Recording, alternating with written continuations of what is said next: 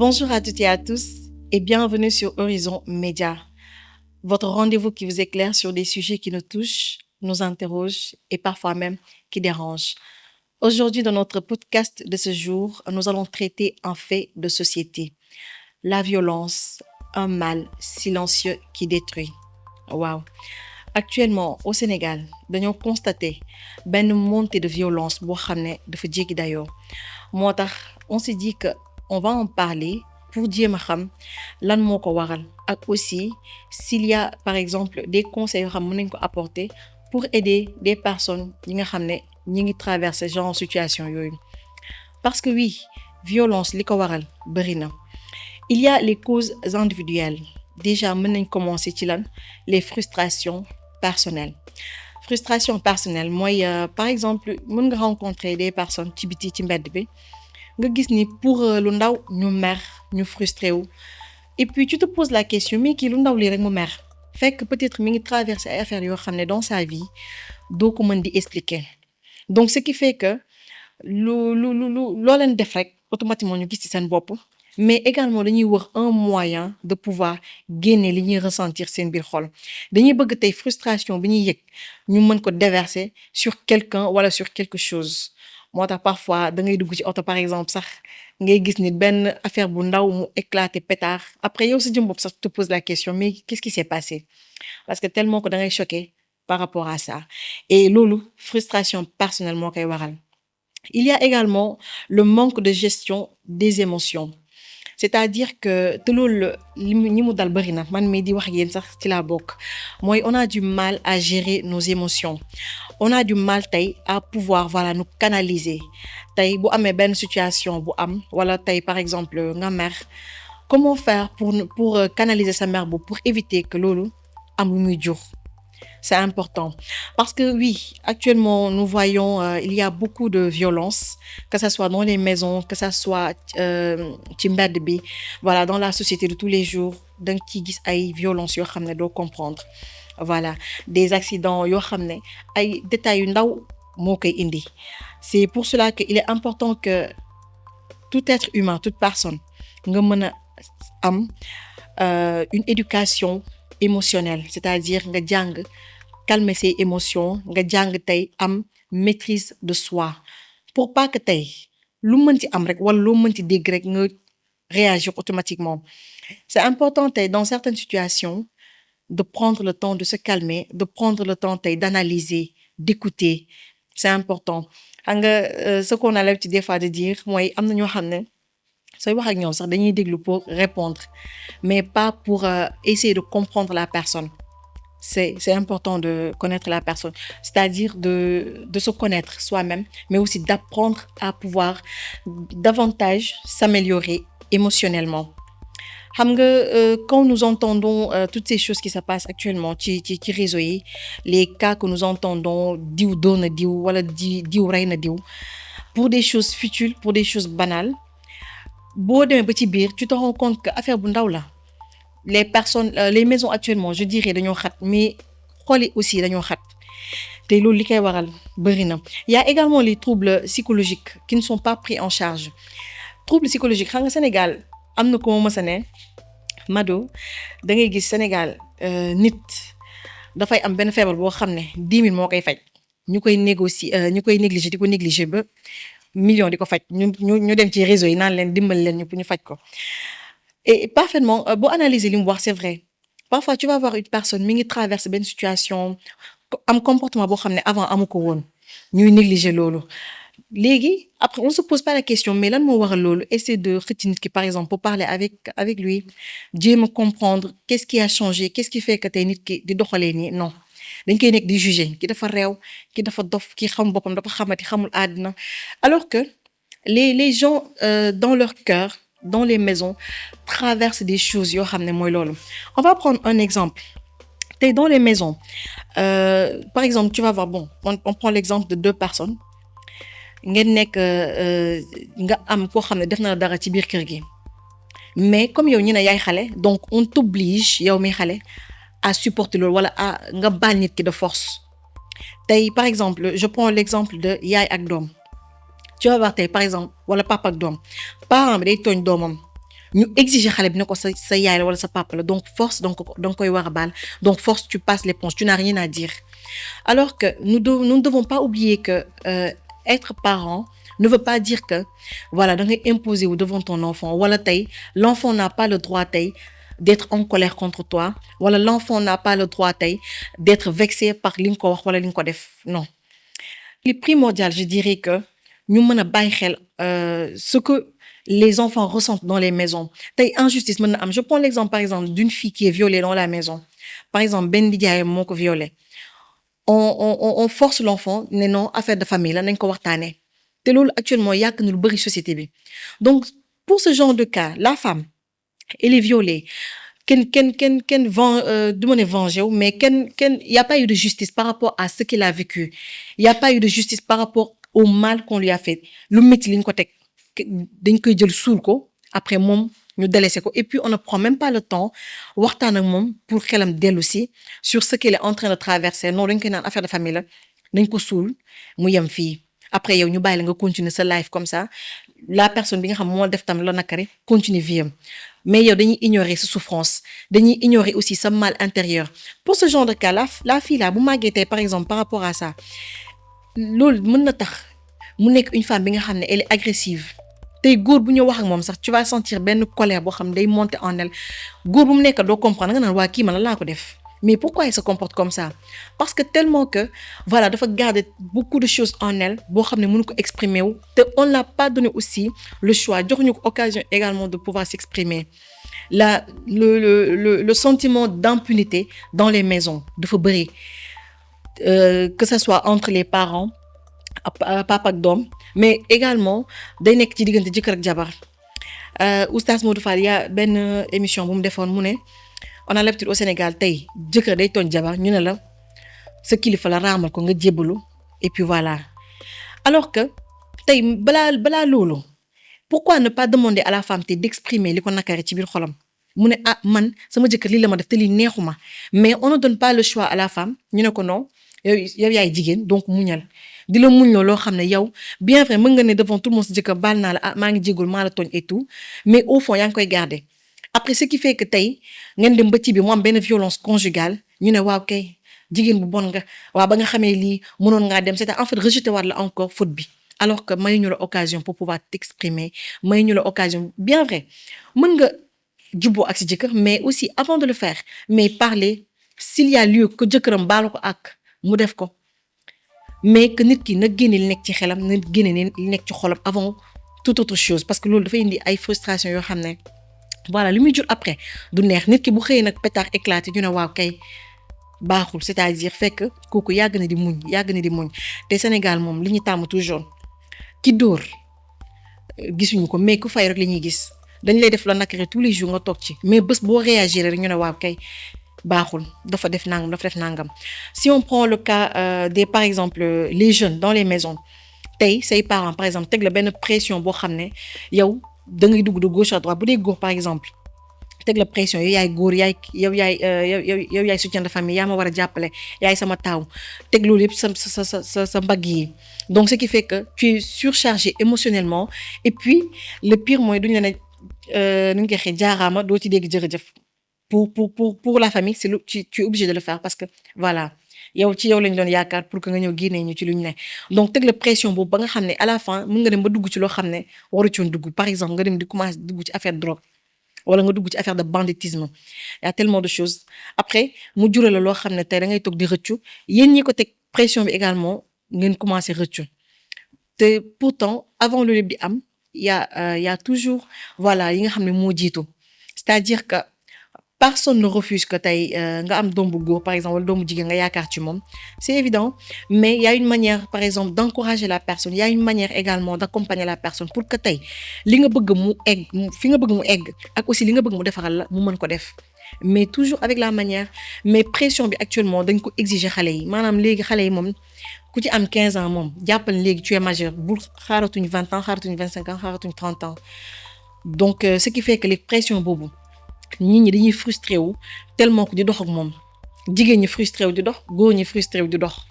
donc finalement doo xam à qui te fier doo xam voilà ce qui fait que léegi actuellement comme li ñu yàgg di wax naan tali xatul xol yee xat actuellement fépp xat parce que on n'arrive plus à se supporter, on n'arrive plus à vivre ensemble te loolu day métti. Il y a aussi les causes sociales, c'est-à-dire le chômage, la précarité économique. Xam nga ñàkk moom daa métti te nee nañ gor moomul ñàkk ce qui fait que tey sama genre gi bu ñu banqué rek bu ñu yeewoo rek ku leen xool ñu mer ku leen xool ñu frustré wala tey par exemple tu es un père de famille. Je prends l'exemple des pères de famille parce que góor yi bari tey les hommes responsables bien sûr bu ñu xëytee amuñu lu ñu jox seen njaboot gi dañuy désorienté wu dañuy mujjee réer donc tey nga yeewu amoo loo jox say doom par exemple amoo loo jox sa jabar wala amoo loo dimbali say waa kër mën na indi ay frustration yoo xam ne voilà dangay romb nee naa la ku la xool ne la bonjour wala bonjour bi xaw a ñagas tuuti rek nga éclaté. Tu vois donc c'est compliqué chômage bi tey nga wër liggéey ba sonn amoo moyen par exemple tey pour mën a subvenir à tes besoins même bu fekkee ne amoo charge sax mais yow sa jëm bopp rek nga nekk en âge de pouvoir te prendre en main mais tu n'as pas les moyens de le faire mën na indi tey benn frustration boo xam ne doo comprendre et c'est vraiment triste et dommage mais par rapport à ça ma lancer benn message aux jeunes tey ce n'est pas parce que par exemple tu as fait une formation sur par exemple l'économie donc wala tey ci comptabilité amugoo liggéey bi nga xam ne dafa conforme ak li nga jàng nga ne non damay toog parce que on voit beaucoup de jeunes faire ça tey même boo jàngee dara amugoo par exemple opportunité pour exploiter ko de manière professionnelle jéem làmbatu ci leneen loo xam ne par exemple dina la mën a apporter mais aussi di nga ci mën a expérience parce que dans toute chose di nga ci jëlee expérience c'est important mais bu fekkee da nga toog nga ne non non man instant yi actuellement comme lii laa def comme tant que aw ma liggéey boobu du ma liggéey tëdd di nelaw naan damaa yërëm sama yaay dama yërëm sama pap day xaw a métti n'est-ce pas alors sur ce point je lance un message. L'autre chose aussi mooy le modèle de virilité toxique c'est-à-dire que il y a des hommes yi nga xam ne même des femmes hein, mais on voit plus ci cadre góor ñi mooy pour ñoom bu ñu wonewul seen doole rek ce ne sont pas des hommes c'est-à-dire di wane ne voilà kilifa laa ku wax ñu mbéj ku wax ñu dóor ku wax ñu yuuxu je ne parle pas seulement violence conjugale hein, mais je parle également am na góor yam ñi ngi seen biir kër mais même seen yaay wax ak ñoom sax c'est un problème parce que dañoo tàng xol boo xam ne pour ñoom comme ce sont des hommes le seul moyen de pouvoir montrer que ce sont des hommes mooy da yuuxu yëkkati dënd donc modèle boobu c'est vrai que c'est comme ça qu'on a éduqué les hommes comme quoi da nga war a góoree góor ñi la war a def góor ñi la war a def xam nga ñu insensibiliser góor ñi ba nga xam ne ñi ci bëri yërmande sax léegi bëreetul je peux dire parce que dañ leen di jàngal que ni waa boo nooyee tuuti doo góor boo yambaree tuuti doo góor boo bëree yërmande trop sax doo góor alors que non ce n'est pas ça donc c'est important que tey ñu mën a xam c'est quoi être un homme viril pas jaxase mbir mi parce que c'est ça jaxase ko mooy nga jàpp ni boo yuuxul boo dóorul boo saagawul rek wala boo piétinewul nit ki dignitéem tu n'es pas un homme donc c'est important que loolu aussi te loolu day indi ay frustration bu ñu jëlee par exemple dans le mariage un homme bi nga xam ne wax ju neex moom pour jabar ji dégg ko c'est tout un problème tu n'es pas doux tu ne parles pas tu n'es pas compréhensif day indi ay frustration dans la maison après ku jigéen ki am ay yenn comportement tu rejettes encore la faute sur elle dafa xamat dafa réew dafa nangam après mu nekk na motif de la violence conjugale commencé dóor parce que ay daf maa saaga daf ma nangam te pourtant du wax mu comportement bi mu am bi tax la femme a réagi ainsi tout comme vice versa il y a des femmes aussi qui sont violentes waaw maam neex ñu dëkkal neex ñoo waxal ku wax ñu pétard ku wax ñu yëkkati kàddu yu jàll baat et tout donc loolu yëpp mi ngi ci biir kër yi ce qui fait que moo tax mbedd bi di xat parce que si même dans les maisons amatul espace émotionnel mooy par exemple le fait de dialoguer le fait de parler le fait de communiquer le fait de transmettre l'amour mais boo génnee forcément doo ko mën a def xam nga nee nañ taalibe du tari lu mu jàngul si tu n'as pas l'habitude tey d'avoir de l'amour si tu n'as pas l'habitude tey d'être couvé d'affection voilà doo ko mën transmettre parce que boo gisee koy def sax da nga naan ki yàmbaar la parce que xamoo ko or que c'est quelque chose qui est tout à fait normal ñu jëlaat également cadre yi nga xam ne mooy les enfants sont exposés à la violence mooy lan tu vas avoir des couples par exemple monsieur ak madame di saagante devant les enfants wala di xeex devant les enfants ci biir famille yi goro dóor jabaru kii am ci biir kër gi njëkkee dóor na kii ci biir kër gi cousine xeex nañ ci biir kër gi l'enfant est exposé à tout cela jàpp ni lii mooy norme bi parce que dafa grandir ci environnement bi nga xam ne ku la kobos nga xuloo ku la nuyuwul nga xuloo ku la xool nga xuloo et puis voilà pour un rien un coup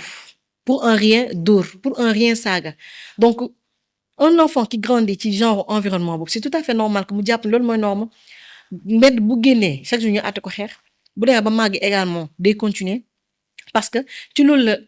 màggee loolu la xam te comme ni ko tubaab di waxee l'environnement définit la personne gis nga nit ki fi mu juddoo fi mu yaroo day feeñ ci moom même bu fekkee ne déménager nga dem nga beneen environnement sax mais day feeñ ci sa éducation quelquefois te doo ko tey am na benn enseignement bu ma déglu mu ne tu vas voir des personnes yi nga xam ne amuñu moyen gars mais dañuy inscrire seen doom ci ay écoles yi chères le pourquoi xam nga xale doo defar seulement éducation bokk na ci également nga defar environnement c'est-à-dire tey par exemple dëkk na ci banlieue mais nga yóbbu ko école boo xam ne par exemple ce sont des personnes cultivées nga yóbbu ko ci école boo xam ne ay doomu président ñoo fa nekk ay doomu ministre ay doomu par exemple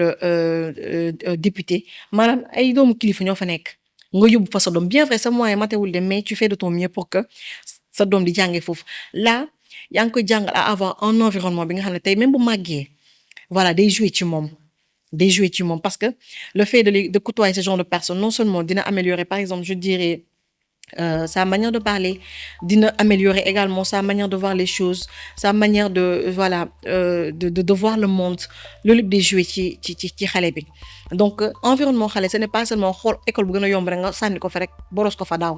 wala nga ne non public la rek amu moyen ci jéemoo daa nga teg ko fa rek daaw on ne parle pas nag des familles yi nga xam ne ñàkk pexe moo leen ci dugal loolu moom mënul ñàkk mais y a des personnes yi nga xam ne yow da ngay leer ni kii boo góorgóorloo tuuti mën nga dugal sa doom ci benn école boo xam ne voilà là au moins dina fa jot benn éducation boo xam ne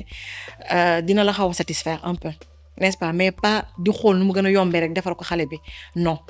et puis le fait également de par exemple passer du temps avec les enfants xam nga tey tu vas avoir un enfant ñu baal ma boo génn léegi nga jënd hamburger rek ba ne may ko mën na nekk di la jaam wala di la raamal parce que tellement que amuñu habitude lekk yi neex yooyu noonu sax xamuñu ko donc tey c'est indispensable que par exemple ngay jàngal sa doom voilà am benn manière de voir les choses c'est-à-dire tey même bu fekkee ne ce n'est pas tous les jours que tu peux le faire même bu dee benn ci 3 mois yi sax nga dajale par exemple benn 10 000 tu sors avec les enfants nga dem ak ñoom benn restaurant boo xam ne par rapport ak may gay ne ci koñ bi quoi ñu dem changer air un peu découvrir autre chose que liñ tàmm di gis loolu tu ne le fais pas dans le but de réewal say doom non dans le but de tey du ñu nekk des personnes qui sont impressionnées par tout et n'importe quoi xam nga tey bu fekkee une femme par exemple mu tàmmoon am benn vie bu précaire góor bu ñëw tey yóbbu ko benn si plaza bii fii wala doxantuloo ko ci corniche bi mu ne waajaa ngi xam nga donc waaji bu ko neexee diri ko fu mu ko neex parce que xamu ko pour moom vie de luxe boobu bu ko waaj defalee rek c'est parce que c'est l'homme extraordinaire alors que non donc c'est bien parfois di yóbbu xale yi de temps en temps ñuy génn et tout loolu day tax déjà du frustré wu parce que tey bu fekkee ne yow tu es à côté nga gis seen benn dëkkandoo boo xam ne doom bi dañuy génn tout le temps ils vivent la belle vie sa doom bi dem ba di gis loolu di frustré wu après iñaan mën na ci dugg soxor mën na ci dugg loolu mooy tax xale bi dem ba màgg par exemple dem ay comportement yoo xam ne mooy loolu ñu naan kii pourtant yarewuñ ko nii bien vrai yarewoo leen ko noonu mais peut-être li mu doon gis moo doon nourrir tey manque boobu noonu dafay am lu muy jouer ci xale donc c'est important que les parents je vous invite à pouvoir faire le nécessaire de temps en temps di xaw a jàppale xale yi à ce que voilà ñuy dund autre chose que routine bi ñu leen imposer c'est vrai du ñëpp ko mën nag mais faisons juste l'effort même bu dee benn la ci at bi sax mais xamal nit ki ni xamal sa doom que ni y a une autre vie que ce qu'on vit là actuellement mais sauf que peut-être situation moo demeewul noonu mais faisons l'effort de faire ça c'est important frustration yi voilà il y a aussi tolérance sociale à certaines formes de violence quand je dis ça mooy par exemple injustice bi nekk ci dëkk bi c'est-à-dire nit dina def loo nakari boo demee ba police sax après da ngay di ñu la dañ koy tëj 2 jours mu génn donc la personne se sent frustrée et blessée du fait que tey on n'a pas rendu justice par rapport ak li nga ko def fii yàgg nga gis da ngay toog ci réseau yi ku nekk naa la diw def na ma lii diw def na ma lii diw def na ma lii ah mujjul fenn affaire yooyu wala di woote di jooy parce que amul moyen pour mën ko génne te fi mu yaakaaroon également que ñu jàppale ko à ce que justice soit faite amu ko aussi. donc genre yu noonu day dem ba à la fin nga naan lii may fajal sama bopp moo tax léegi loo gis actuellement ñëppay fajal seen bopp ku la def lu la nakari kenn porteetul kenn plainte koo def lu nakari yaa koy fajal sa bopp boo amee xaalis nga dem boole ay bandi ñu ñëw dóor ko wala ñu ñëw rey ko wala voilà des choses yi nga xam ne qui se passe doo comprendre parce que il y a une injustice bi nga xam dafa nekk ci société bi fii pas seulement ci société bi de manière générale mais même dans les maisons dans les entreprises ci travail fépp. donc ce qui fait que léegi ku nekk yaay fajal sa bopp ku nekk yaay xool un moyen possible pour pouvoir la nakari yow lu la waay def nga ne ko du ma la bàyyi ak yàlla toolu gu ma fa ma lay bàyyi ak yàlla. après loolu aussi day indi après ay formes de violence ci biir mbedd yi dans les maisons yoo xam ne on peut pas justifier ça loolu la rek léegi pour en venir à notre message de fin j'aimerais inviter aux parents aux couples et tout à ce que voilà qu'on puisse apprendre à tout être humain je dirais à apprendre à gérer nos émotions c'est-à-dire travailler sur nous xam nga tey du lépp la parent di def am na loo xam bu ko sa parent deful ci yow nga dem ma màgg nga defal ko sa bopp actuellement internet mi ngi fii lu waay bëgg xam da nga koy xam essayons de travailler sur nous travailler sur notre caractère travailler sur nos comportements xam nga mën a gérer sa colère mën a gérer tey ses frustrations tey nga il y a comme on dit il y a un temps pour tout am na moment boo xam ne moom nga war a wax am nga moment boo xam ne ci nga war a noppi loolu da nga koy jàng léegi yow nga am esprit de discernement dans chaque situation nga xam ne par exemple comportement bi su ma ko amee la may jëriñ loolu c'est toujours important de se poser ce genre de questions si je fais ça la may jural si je fais ça la may jëriñ mais bu fekkee ne dañuy lu xew ñu jug avec un coup de tête avec aussi on réfléchit avec le cœur c'est sûr que violence yi du fi jugee donc il est bien que nous puissions travailler sur notre caractère du lu ñorul nga wax lu ñor nga wax non apprenons à travailler sur ça et aussi je reviens sur les couples mooy lan pas seulement di féetale comment je vais dire ça en wolof mooy c'est-à-dire que tey bu kii tooñee ñu ne kee mooy kilifa donc kee voilà non apprenons tey bu dara amee qu'on puisse en parler di ci waxtaan qu'on puisse voilà ki tooñ ne sa morom baal ma kee tamit ki ñu baalu également am humilité aussi ne la man baal naa la ba pare mu nekk lu mu gëm mais pas baal naa la parce que dañ la teg pression waaye yow tamit nga dem baalu ji parce que dañ la teg pression non parce que on doit voir en tout le bien société bi xool nu muy améliorer nu muy avancer woo c'est essentiel pour que voilà suñu dëkk mën développer dëkk bi li ko teree développer lenn kese la mooy soxorante yi mooy xol yi xat yi mooy les frustrations que les gens vivent au quotidien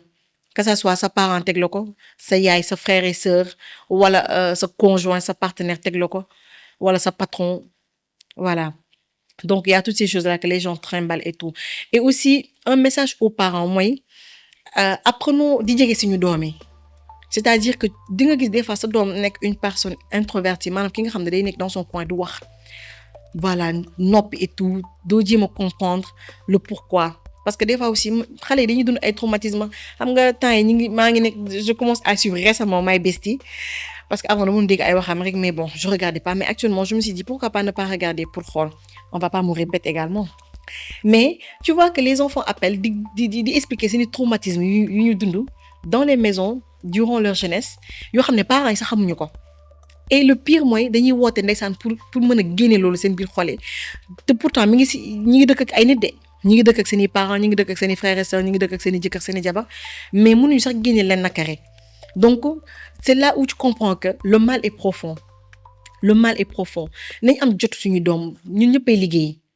commencer par man mi dañuy liggéey voilà dañuy ut xaalis dañuy góorgóorlu c'est vrai mais trouvons des moments de qualité nag ci ñëpp la baaxee mooy c'est-à-dire prendre un temps da nga naan man kii damay toog uniquement jour tel wala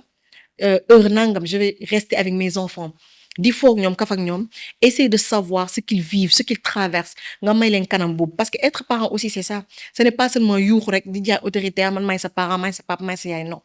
Être parent également c'est être un protecteur, c'est être un berger pour ses enfants. Tey sa doom yi bien vrai dañ la respecter mais xam nañ tey lu mu métti métti dama ñëw wax ak sama yaay dina ma déglu, lu mu métti métti su ma wax ak sama papa dina ma déglu. Et puis ne pas juger mais aussi sa doom bu la waxee nga analyser même bu fekkee xam nga ni lii baaxul mais prendre le temps d'analyser pour comprendre même s'il le faut nga bañ a répondre sur le coup. wax na la ko le matin nga ne ko waa demal dégg naa la nga dawal ba le soir par exemple wala lendemain nga woo ko nga ne ko ah tu m'avais dit telle chose lii kañ la am lii ak lii tu vois nga jéem a approfondir la chose xam nga jéem a xam li ñuy ressentir ba parfois de temps en temps nga ñëw laajte leen ne la ah est-ce que man ni may comporter ak yéen ça vous plaît est-ce que qu'est-ce que tu aimerais que me changer xam nga loolu yëpp aussi day tax sa doom ñeme la mais day tax sa doom aussi tey lu mu mënti am day def sa xarit day def xaritam dalay def voilà nitam c'est important il ne faut pas dire que doom la rek non doom la mais doom aussi nawle la donc pour pas que ñu màgg aussi ak esprit de frustration maanaam seen xol yi fees dell ak frustration fees dell tey ak amertume nga xam ne dañ koy màgg di ko transmettre ku wax ñu dal sa kaw et tout voilà après day feeñ sax ci seen i biir sëy day feeñ ci seen biir ménage ak aussi day feeñ ci ni ñu yaree aussi ñoom it seen i doom parce que affaire yi moom comme on dit tradition la rek affaire yi dañ koy transmettre de génération en génération nit ki li nga xam rek ngay tari si ton père ou bien ta mère say parents ont l'habitude de pouvoir voilà te parler te communiquer agir en douceur avec toi forcément dina feeñ ci yow. Et aussi ñuy choisir aussi l'environnement bu ñuy yare suñu doom l'environnement bu ñuy bëgg tey nekk que ça soit aussi le couple parce que couple aussi dafa war a am environnement on va pas tey bëgg def des années de mariage wala être un vrai couple mais suñu environnement bi ça laisse à désirer non il est important que voilà ñu mën a xool suñu ñi ñu wër ñooy ñan choisir ñan la ñu war a àndal mais ngay ànd koo xam ne xol bi daa tàng sax bu yàggee sa xol dina commencer tàng ànd ku soxor sax bu yàggee di nga soxor après à la fin da lay contaminer donc loolu yëpp day tax forme de violence yi ne fii ci réew mi du jeex ñu bàyyi di agir sous le coup de la colère s'il vous plaît lu xew rek nga jug bërët doo déglu doo comprendre doo may kenn wax loolu aussi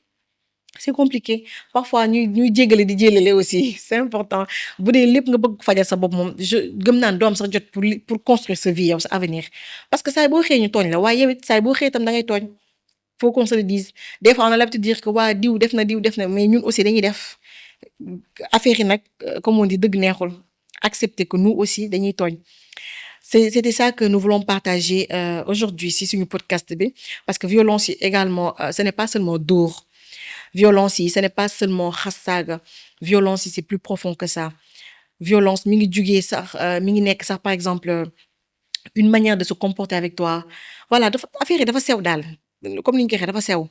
donc essayons